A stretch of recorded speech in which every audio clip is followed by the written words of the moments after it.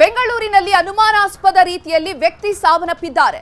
4ನೇ ಮಹಡಿಯಿಂದ ಬಿದ್ದು ವ್ಯಕ್ತಿ ಸಾವನ್ನಪ್ಪಿದ್ದಾರೆ. ಇರ್ಫಾನ್ ಮುಲ್ಲಾನಿ ಎನ್ನುವಂತಹ 26 ವರ್ಷದ ವ್ಯಕ್ತಿ ಸಾವನ್ನಪ್ಪಿರುವಂತದ್ದು. 4ನೇ ಮಹಡಿಯಿಂದ ಬಿದ್ದಿದ್ದಾರೆ. 4ನೇ ಮಹಡಿಯಿಂದ ಬಿದ್ದು 26 ವರ್ಷದ ಇರ್ಫಾನ್ ಮುಲ್ಲಾನಿ ಮೃತಪಟ್ಟಿದ್ದಾರೆ. ಭಾರತಿ ನಗರದ ಫ್ರೂಟ್ಸ್ ಮಾರ್ಕೆಟ್ ಬಳಿಯಲ್ಲಿ ಈ ಘಟನೆ ನಡೆದಿರುವಂತದ್ದು. ಜನವರಿ 30ನೇ ತಾರೀಕಿನಂದು ನಡೆದಿರುವಂತಹ ಘಟನೆ. ತಮ್ಮ ಸಂಬಂಧಿಕರ ಮನೆಗೆ ಹೋಗಿದಂತಹ ಸಂದರ್ಭದಲ್ಲಿ ಈ ದುರ್ಘಟನೆ ಸಂಭವಿಸಿದೆ.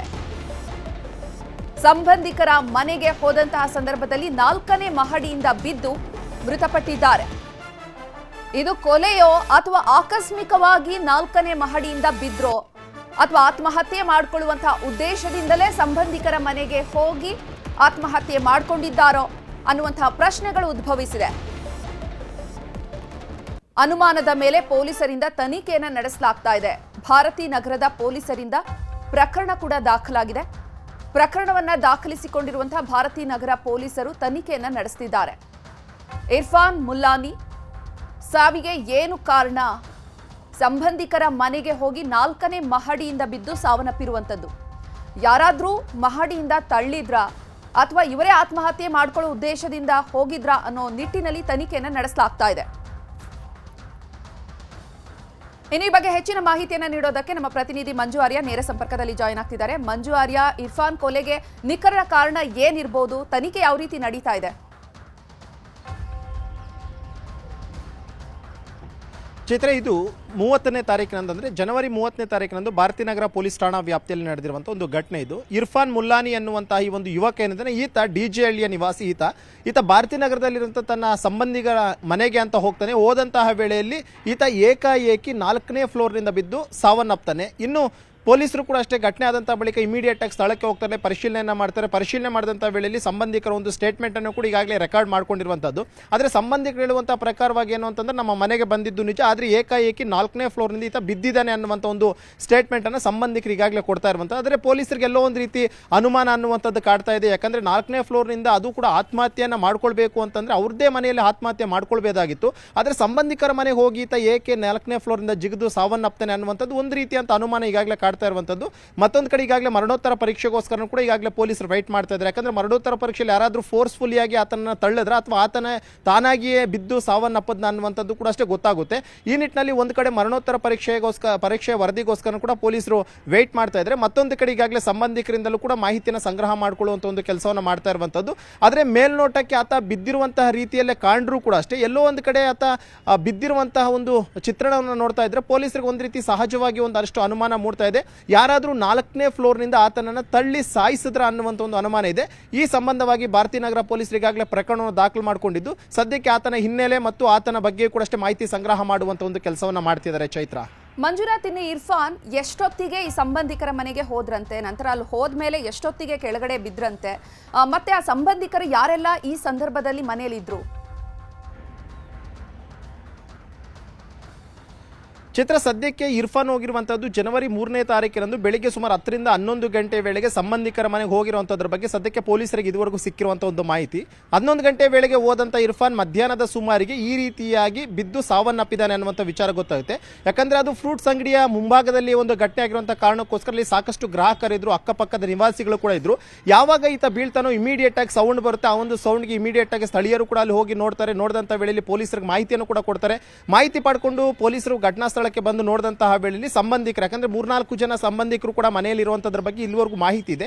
ಆ 3-4 ಜನರಿಂದಲೂ ಕೂಡ ಹೇಳಿಕೆಯನ್ನು ಪಡ್ಕೊಂಡಿದೆ. ಆದ್ರೆ ಅವ್ರು ಯಾರು ಕೂಡ ಹೇಳ್ತಾ ಇರುವಂತದ್ದು ನಾವು ಯಾರು ಕೂಡ ತಳ್ಳಿಲ್ಲ, ಬದಲಾಗಿ ಆತ ಬಂದಂತ ವೇಳೆಯಲ್ಲಿ ಕೆಲವು ಕಾಲ ಮಾತುಕತೆಯನ್ನ ಮಾಡಿದ, ಇದ್ದಕ್ಕಿದ್ದಂತೆ ಈ ರೀತಿಯಾಗಿ ಆತ್ಮಹತ್ಯೆಯನ್ನು ಮಾಡ್ಕೊಂಡಿದ್ದಾನೆ ಅನ್ನೋ ವಿಚಾರವನ್ನು ಹೇಳ್ತಿದ್ದಾರೆ. ಆದ್ರೂ ಪೊಲೀಸರಿಗೆ ಎಲ್ಲೋ ಒಂದು ಕಡೆ ಇದ್ರ ಬಗ್ಗೆ ಒಂದಷ್ಟು ಸಂಶಯ ಮೂಡ್ತಾ ಇರುವಂತದ್ದು. ಒಂದು ವೇಳೆ ಆತ್ಮಹತ್ಯೆಯೇ ಆತ ಮಾಡ್ಕೊಂಡಿದ್ದಾನೆ ಅಂತಂದ್ರೆ ಆತ್ಮಹತ್ಯೆಗೆ ಒಂದು ರೀತಿಯಂತ ಕಾರಣ ಅನ್ನುವಂಥದ್ದು ಇರುತ್ತೆ. ಆ ಕಾರಣವಾದ್ರೂ ಏನು ಅನ್ನುವಂಥದ್ರ ಬಗ್ಗೆ ಮಾಹಿತಿ ಸಂಗ್ರಹ ಮಾಡ್ತಿದ್ದಾರೆ. ಮತ್ತೊಂದು ಕಡೆ ಇರ್ಫಾನ್ನ ಪೇರೆಂಟ್ಸ್ ನಿಂದಲೂ ಕೂಡ ಮಾಹಿತಿಯನ್ನು ಸಂಗ್ರಹ ಮಾಡಿಕೊಂಡು ಒಂದು ಕೆಲಸವನ್ನು ಪೊಲೀಸರು ಮಾಡ್ತಾ ಇರುವಂಥದ್ದು. ಆದರೆ ಇಲ್ಲಿವರೆಗೂ ಕೂಡ ಅಷ್ಟೇ ಯಾವ ಕಾರಣಕ್ಕೋಸ್ಕರ ಆತ ಆತ್ಮಹತ್ಯೆಯನ್ನು ಮಾಡ್ಕೊಂಡ, ನಿಜಕ್ಕೂ ಆತ್ಮಹತ್ಯೆ ಆತನೇ ಮಾಡ್ಕೊಂಡ ಅಥವಾ ಯಾರಾದರೂ ಆತನ 4ನೇ ಫ್ಲೋರ್ನಿಂದ ತಳ್ಳಿ ಕೊಲೆಯನ್ನು ಮಾಡಿದ್ರೆ ಅನ್ನುವಂಥ ನಿಟ್ಟಿನಲ್ಲಿ ಅನುಮಾನ ಇದೆ. ಆ ಒಂದು ಕಾರಣಕ್ಕೋಸ್ಕರ ಅನುಮಾನಾಸ್ಪದ ಸಾವು ಅಂತಾನೆ ಈಗಾಗಲೇ ಪೊಲೀಸರು ಕೇಸನ್ನು ರಿಜಿಸ್ಟರ್ ಮಾಡಿಕೊಂಡು ಇನ್ವೆಸ್ಟಿಗೇಷನ್ ಕಂಟಿನ್ಯೂ ಮಾಡಿರುವಂತದ್ದು. ಚೈತ್ರ, ಧನ್ಯವಾದ ಮಂಜುನಾಥ್. ನಟ ಯಶ್ ತಾಯಿ ಸೈಡ್ ಜಟಾಪಟಿ ಮುಗಿಯೋ ಲಕ್ಷಣ ಕಾಣಿಸ್ತಾ ಇಲ್ಲ. ಹಾಸನ ಜಿಲ್ಲಾಧಿಕಾರಿ ಕಚೇರಿಯ ಮೆಟ್ಟಿಲೇರಿದ್ದಾರೆ ಯಶ್ ತಾಯಿ. ಜಿಲ್ಲಾಧಿಕಾರಿ ಕಚೇರಿಗೆ ತೆರಳಿ ದಾಖಲೆಗಳನ್ನ ಸಲ್ಲಿಸಿದ್ದಾರೆ ಪುಷ್ಪ. ಸರ್ಕಾರಿ ದಾಖಲೆಯನ್ನೇ ನಕಲಿ ಮಾಡಿದ್ದಾರೆ ಅಂತ ಆರೋಪವನ್ನ ಮಾಡಿದ್ದಾರೆ. ದೂರನ್ನ ಕೂಡ ನೀಡಿದ್ದಾರೆ. ಪಿಡಿಒ ನಟರಾಜ್ರಿಂದ ಸುಳ್ಳು ದಾಖಲೆಯನ್ನ ಸೃಷ್ಟಿ ಮಾಡಲಾಗಿದೆ. ಸುಳ್ಳು ದಾಖಲೆಯನ್ನ ಸೃಷ್ಟಿಸಿ ಸೈಟಲ್ಲಿ ತೊಂದರೆ ಕೊಡ್ತಿದ್ದಾರೆ ಅಂತ ಹೇಳಿ ಡಿಸಿ ಕಚೇರಿಗೆ ಯಶ್ ತಾಯಿ ಪುಷ್ಪ ದೂರು ನೀಡಿದ್ದಾರೆ. ಯಶ್ ತಾಯಿ ಅಂತ ನಾನು ಏನೇ ಮಾಡಿದ್ರೂ ಕೂಡ ತಪ್ಪು ಅಂತಾರೆ. ಪಿಡಿಒ ನಟರಾಜ್ ನಕಲಿ ದಾಖಲೆಗಳನ್ನು ಸೃಷ್ಟಿ ಮಾಡಿದ್ದಾರೆ. ಇದಕ್ಕೆ ಕಾರಣ ಈ ಒಂದು ಸೈಟ್ ಜಟಾಪಟಿ ಉಂಟಾಗ್ಲಿಕ್ಕೆ ಪಿಡಿಒ ನಟರಾಜೇ ಕಾರಣ. ಅವರು ನಕಲಿ ದಾಖಲೆಯನ್ನು ಸೃಷ್ಟಿ ಮಾಡಿದ್ದಾರೆ ಅಂತ ಆರೋಪವನ್ನ ಮಾಡ್ತಾ ಇರುವಂತದ್ದು. ಈ ಕುರಿತು ಡಿಸಿ ಕಚೇರಿಗೆ ದೂರನ್ನ ಕೂಡ ಸಲ್ಲಿಕೆ ಮಾಡಿದ್ದಾರೆ ಯಶ್ ತಾಯಿ. ಯಶ್ ತಾಯಿ ಪುಷ್ಪ ಅರುಣ್ ಕುಮಾರ್ ಜೊತೆ ನಮ್ಮ ಪ್ರತಿನಿಧಿ ಕೃಷ್ಣ ಇಬ್ಬೀಡು ಕಿರು ಸಂದರ್ಶನವನ್ನ ನಡೆಸಿದ್ದಾರೆ. ನೋಡೋಣ. ನಟ ಯಶ್ ತಾಯಿ ಪುಷ್ಪರವರ ಮನೆ ಪಕ್ಕದ ಜಾಗದ ಜಟಾಪಟಿ ಮುಂದುವರೆದಿದೆ. ಇವತ್ತು ಪುಷ್ಪರವರು ಅನೇಕ ಅಧಿಕಾರಿಗಳನ್ನ ಭೇಟಿ ಮಾಡಿದ್ದಾರೆ.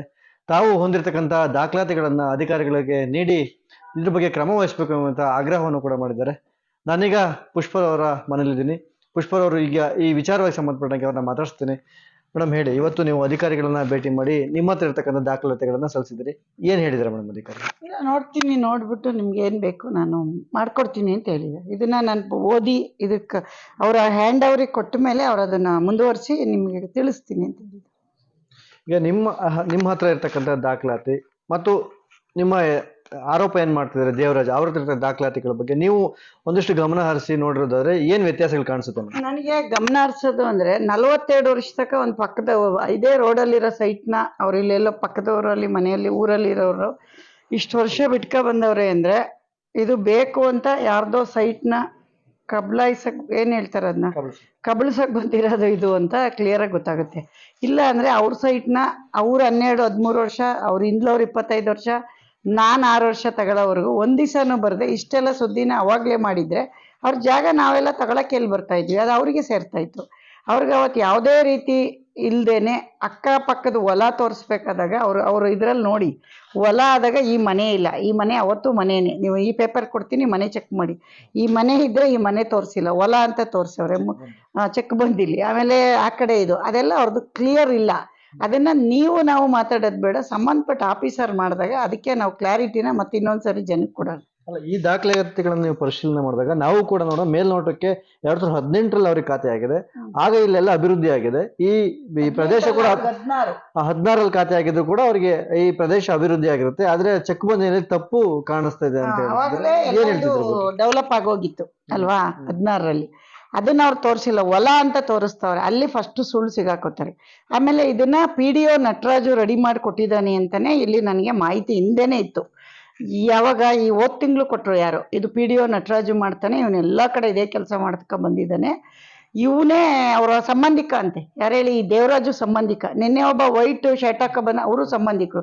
ಇವ್ರ ಸಂಬಂಧಿಕರೆಲ್ಲ ಇವರು ರಿಯಲ್ ಎಸ್ಟೇಟ್ ದಂಧೆ ಇವರೆಲ್ಲ ಸೇರ್ಕೊಂಡು ಬಂದು ಈ ತರ ರೌಡಿಸಮ್ ಮಾಡಿ ಹೋಗಿ ಎಷ್ಟೋ ಕಡೆ ಸೈಟ್ಗಳನ್ನ ಇವ್ರು ಲಪ್ಟಾಯಿಸಿದ್ದಾರೆ ಅಂತ ನಮಗೆ ಮಾಹಿತಿ ಬಂತು. ಆದರೆ ನಾನು ಅದನ್ನು ನಿಮಗೆ ಕ್ಲಾರಿಟಿ ಕೊಡಲಿಲ್ಲ. ಯಾಕೆ ಅಂದರೆ ನನಗೆ ಅದು ಕರೆಕ್ಟಾಗಿ ಪೇಪರ್ ನೋಡಬೇಕು. ಈಗ ನೀವೆಲ್ಲ ನೋಡಿದ ಪ್ರಕಾರ 2 ಆಗಿದೆ ಅಂದಾಗ ಇದು ಕರೆಕ್ಟಾಗಿ ಅವ್ರು ಹೇಳಿದ ಜನ ಹೇಳಿದ್ ಕರೆಕ್ಟೇ ಇದು.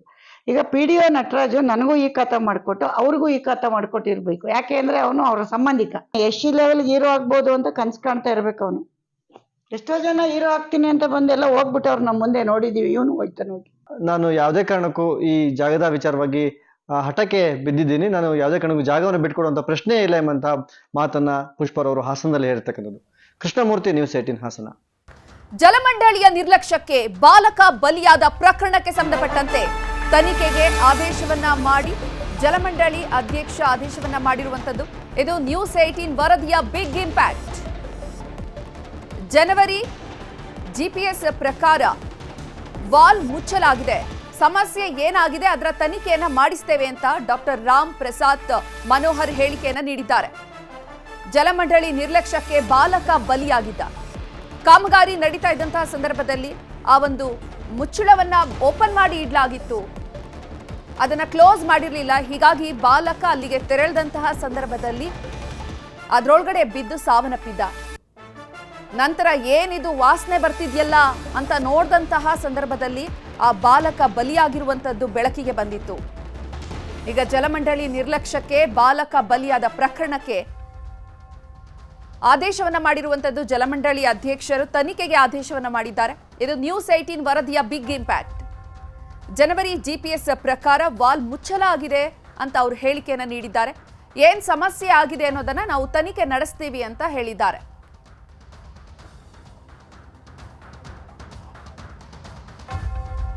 ಜಲಮಂಡಳಿ ಅಧ್ಯಕ್ಷ ರಾಮ್ ಪ್ರಸಾದ್ ಅವರನ್ನ ನಮ್ಮ ಪ್ರತಿನಿಧಿ ಮಾತನಾಡಿಸಿದ್ದಾರೆ, ನೋಡೋಣ. ಕಗ್ಲಿಪುರ ಪೊಲೀಸ್ ಠಾಣಾ ವ್ಯಾಪ್ತಿಯಲ್ಲಿ ಜಲಮಂಡಳಿಗೆ ಸೇರಿದ ಜಾಗದಲ್ಲಿ ಬಾಲಕನ ಮೃತದೇಹ ಪತ್ತೆಯಾಗಿತ್ತು. ಈ ವಿಚಾರ ಜಲಮಂಡಳಿಯ ವಿರುದ್ಧ ಜನ ಆಕ್ರೋಶ ವ್ಯಕ್ತಪಡಿಸೋದಕ್ಕೆ ಕಾರಣ ಆಗಿತ್ತು. ಇದರ ಸತ್ಯಾಸತ್ಯತೆಯನ್ನ ತಿಳಿಸೋದಕ್ಕೆ ನನ್ನ ಜೊತೆಗೆ ಜಲಮಂಡಳಿಯ ಅಧ್ಯಕ್ಷರಾಗಿರುವಂತಹ ರಾಮ್ ಪ್ರಸಾದ್ ಮನೋಹರ್ ಅವರಿದ್ದಾರೆ. ಅವ್ರನ್ನ ಮಾತನಾಡಿಸ್ತಾ ಹೋಗ್ತೇನೆ. ಸರ್, ಜಲಮಂಡಳಿ ವಿರುದ್ಧ ಆ ಕುಟುಂಬಸ್ಥರು ಆರೋಪ ಮಾಡ್ತಾ ಇದ್ದಾರೆ, ಏನ್ ಹೇಳ್ತೀರಾ ಸರ್? ಈಗ ಈ ಒಂದು ಕಾರ್ಯಕ್ರಮ ಕಾಮಗಾರಿ 2024 ಡಿಸೆಂಬರ್ನಲ್ಲಿ ಅಂತಿಮವಾಗಿದೆ. ಇಡೀ ಬೆಂಗಳೂರಿಗೆ ಬರುವಂತಹ ನೀರಿನಲ್ಲಿ 120 ಕಿಲೋಮೀಟರ್ ದೂರ ಉದ್ದಕ್ಕೆ ಇರುವಂತಹ ಪೈಪ್ಲೈನ್ಗಳಲ್ಲಿ ಅಂದಾಜು 200ಕ್ಕಿಂತ ಹೆಚ್ಚು ವಾಲ್ ಚಾಂಬರ್ಸ್ಗಳಿದ್ದಾವೆ. ಇದು ಸಾಮಾನ್ಯವಾಗಿ ವಾಲ್ ಚಾಂಬರ್ಸ್ಗಳು ಯಾವಾಗಲೂ ನೀರು ಹರಿದು ಹೋದಾಗ ಅದನ್ನು ವಾಲ್ವ್ಗಳನ್ನು ಕಂಟ್ರೋಲ್ ಮಾಡೋಕ್ಕೆ ಇಟ್ಟಿರುವುದು. ಇದನ್ನು ಸಂಪೂರ್ಣವಾಗಿ ಎಲ್ಲ ಕೂಡ ನಾವು ವಾಲ್ವ್ಗಳನ್ನು ಗೇಟ್ ಹಾಕಿ ಮುಚ್ಚಿರ್ತೀವಿ. ಈ ಒಂದು ಘಟನೆಯಲ್ಲಿ ಅದು ಒಂದು ವಾಲ್ ಚಾಂಬರ್ಸ್ ಏನೋ ಓಪನ್ ಆಗಿತ್ತು, ಅದು ಅದರಿಂದ ಬಿದ್ದಿದ್ದಾರೆ ಅಂತ ಹೇಳ್ತಿದ್ದಾರೆ. ಇದರ ಬಗ್ಗೆ ನಮ್ಮ EAC ಮತ್ತು CEಗಳನ್ನು ತನಿಖೆಗೆ ನಾನು ಹಾಕಿದ್ದೀನಿ, ಅವರು ತನಿಖೆ ಮಾಡ್ತಾರೆ.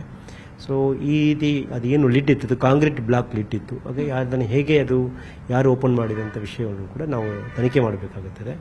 ಸೊ ಸಾಮಾನ್ಯವಾಗಿ 120 ಕಿಲೋಮೀಟರ್ ದೂರದಲ್ಲಿ 200ಕ್ಕಿಂತ ಹೆಚ್ಚು ಈ ಥರ ವಾಲ್ ಚಾಂಬರ್ಸ್ಗಳಿರೋದ್ರಿಂದ ಇದನ್ನು ನಾವು ವೀಕ್ಷಣೆ ಮಾಡ್ತಾ ಇರ್ತೀವಿ. ಬಟ್ ಕೆಲವೊಂದು ಸಮಯಗಳಲ್ಲಿ ಈ ರೀತಿ ಯಾರಾದ್ರು ದುಷ್ಕರ್ಮಿಗಳು ಅದನ್ನು ತೆಗೆದುಹಾಕಿದರೆ ಅದನ್ನು ನಾವು ಸರಿ ಮಾಡಿಸಬೇಕಾಗುತ್ತದೆ.